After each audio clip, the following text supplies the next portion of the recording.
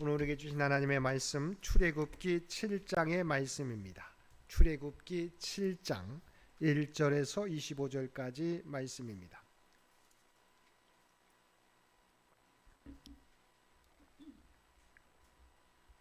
출애굽기 7장 1절에서 25절까지 우리 주신 말씀 한 절씩 교독합니다. 여호와께서 모세에게 이르시되 볼지어다 내가 너를 바로에게 신같이 되게 하였은즉 내 형 아론은 내 대언자가 되리니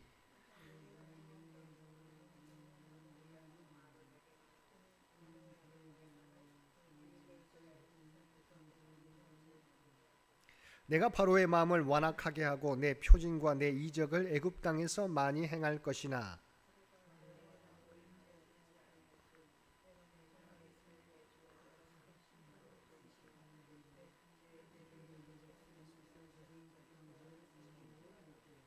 내가 내 손을 애굽 위에 펴서 이스라엘 자손을 그 땅에서 인도하여 낼 때에야 애굽 사람이 나를 여호와인 줄 알리라 하시매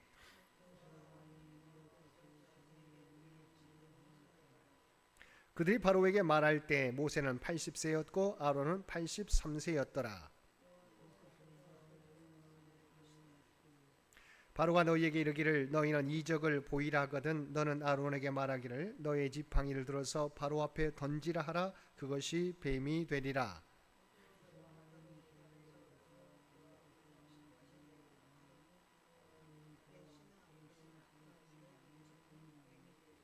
바로도 현인들과 마술사들을 부르매 그 애굽 요술사들도 그들의 요술로 그와 같이 행하되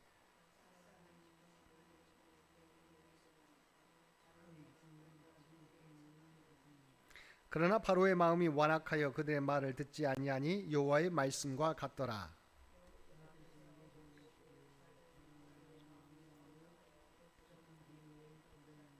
아침에 너는 바로에게로 가라. 보라 그가 물 있는 곳으로 나오리니 너는 나일 강가에 서서 그를 맞으며 그 뱀되었던 지팡이를 손에 잡고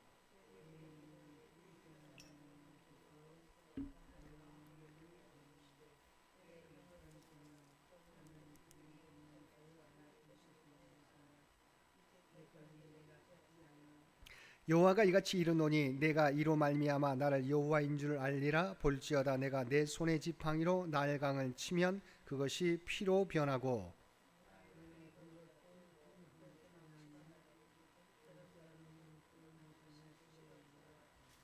여호와께서 또 모세에게 이르시되 아론에게 명령하기를 내 지팡이를 잡고 내 팔을 애굽의 물들과 강들과 운하와 목과 모든 호수 위에 내밀라 하라. 그것들이 피가 되리니 애굽 온 땅과 나무 그릇과 돌 그릇 안에 모두 피가 있으리라.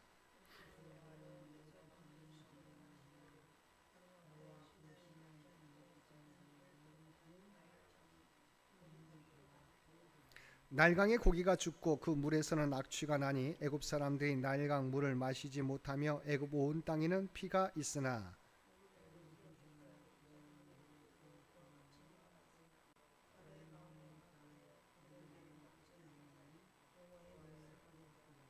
바로가 돌이켜 궁으로 들어가고 그 일에 관심을 가지지도 아니하였고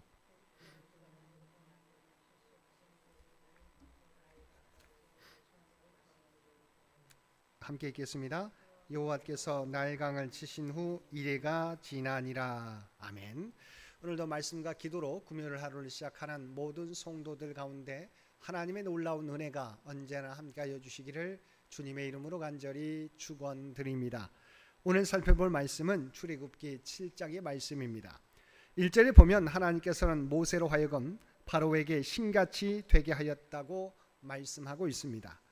이 말씀은 모세에게 놀라운 것이었습니다. 당시 바로가 어떤 사람입니까? 애굽에서 바로는 만물을 다스리는 태양신 라의 아들로 여겨졌습니다. 그래서 이름도 태양신 라의 아들이라는 의미의 파라오로 불려졌던 것입니다. 그러므로 모세로 하여금 바로에게 신같이 되게 하였다는 하나님의 말씀은 실로 엄청난 것이었습니다. 그러나 이것은 결코 허황된 소리가 아니었습니다. 만물을 다스리는 분이시며 모든 신보다 크신 하나님께서 모세를 바로 앞에 신같이 되게 하셨으므로 아무리 신으로 추앙받는 바로라도 모세 앞에서 감히 자신의 권세를 자랑할 수 없게 된 것입니다. 하나님께서는 10가지 재앙을 통해서 애굽과 바로에게 모세를 신같이 여기게 만드신 것입니다. 3절에 보면 하나님께서는 바로의 마음을 완악하게 하실 것이라고 말씀하고 있습니다. 이런 하나님의 말씀은 상식적으로 이해하기 어려운 말씀입니다. 하나님께서 모세를 바로에게 보내심은 바로로 하여금 이스라엘 백성을 애굽에서 내보내도록 하기 위함이었습니다. 그렇다면 하나님께서 바로의 마음을 너그럽게 하셔서 이스라엘 백성을 빨리 내보내게 하시는 것이 마땅할 것입니다. 그런데 오히려 하나님께서는 바로의 마음을 완악하게 하실 것이라고 말씀하셨습니다. 왜 하나님께서 이렇게 하셨을까요? 그것은 이스라엘 백성들을 고생시키기 위해서나 애굽에서 나가지 못하게 하려는 것이 아니라 이스라엘 백성들로 하여금 하나님의 권능과 은혜를 더 크게 체험하고 강한 믿음을 가지게 하시려는 배려였습니다. 4절을 보면 하나님께서는 바로가 모세와 아론이 전한 말을 듣지 아니하므로 여러 큰 심판을 애굽에 내리고 이스라엘 백성을 애굽에서 인도하여 내겠다고 말씀하셨습니다. 만일 바로가 처음부터 하나님의 말씀에 순종하여 이스라엘 백성을 애굽에서 내보냈더라면 큰 심판을 면할 수 있었을 것입니다. 하지만 그는 마음이 강팍하여 하나님의 말씀을 거역하다가 결국 큰 심판을 당하게 되었을 뿐만 아니라 결국에는 이스라엘 백성까지도 내보내지 않을 수 없게 되었습니다. 이처럼 하나님께서는 하나님의 말씀에 순종하지 않는 자를 심판하시고 그가 아무리 반항하고 거역해도 결국에는 모든 일을 하나님의 뜻대로 이루어 가십니다. 6절을 보면 모세와 아론이 하나님께서 자기들에게 명령하신 대로 행하였다고 말씀하고 있습니다.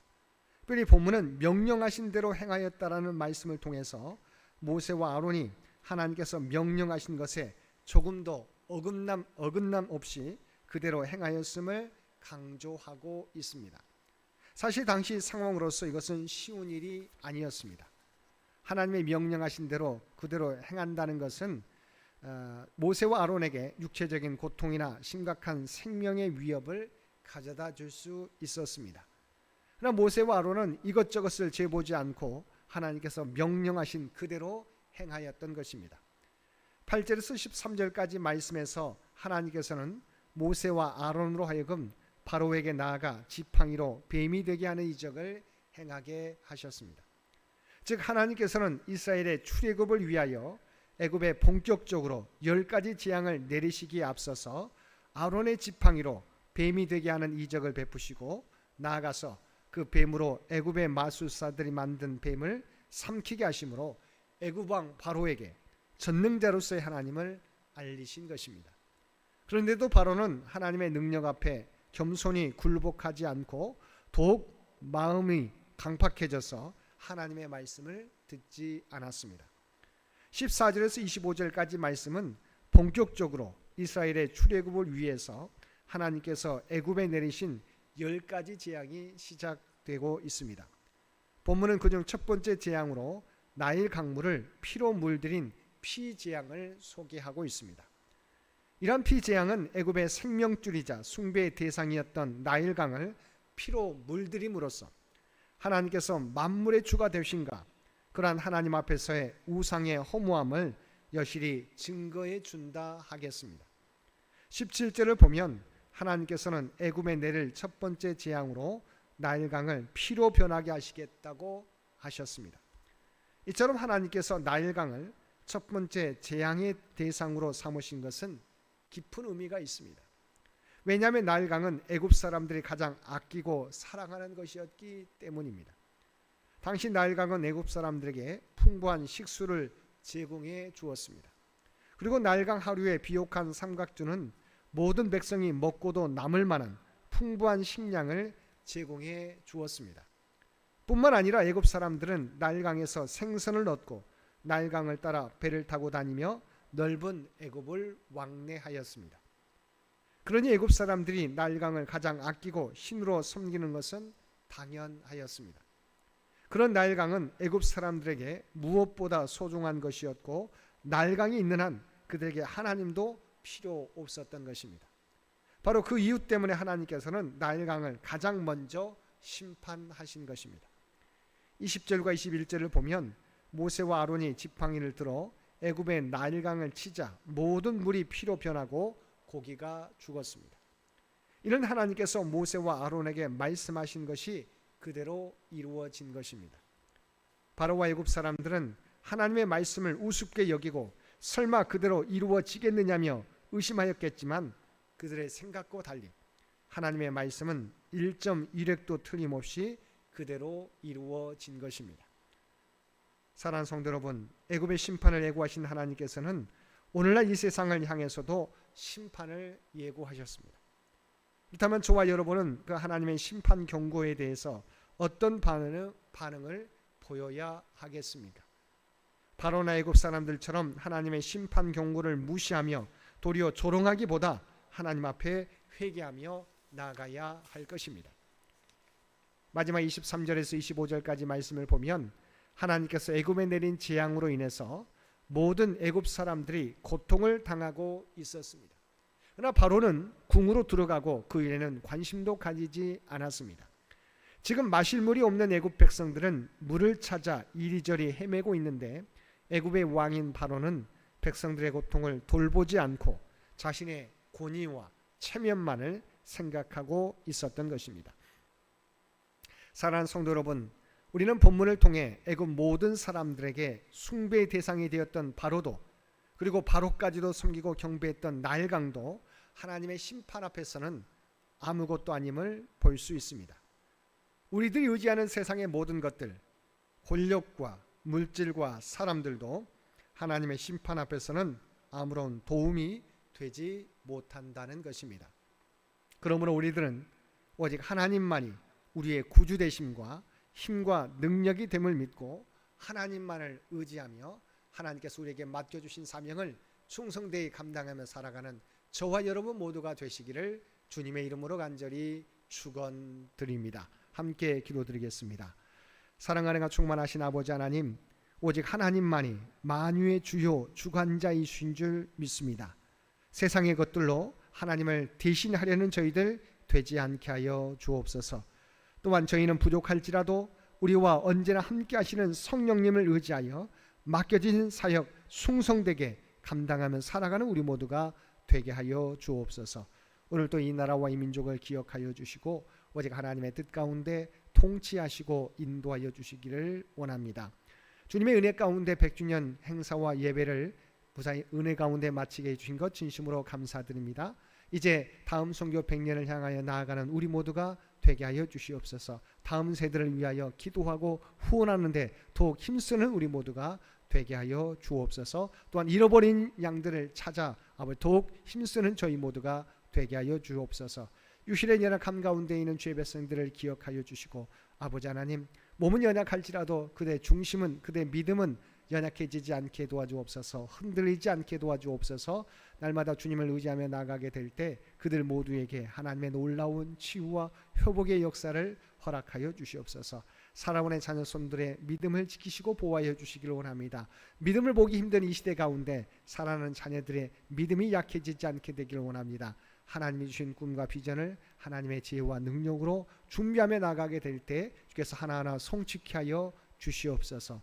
특별히 5월은 가정의 달입니다. 하나님께서 직접 만드신 가정과 교회가 하나님의 뜻 가운데 회복되게 도와주시옵시고 더욱더 하나님의 나라가 확장되어가는 놀라운 역사 허락하여 주시옵소서.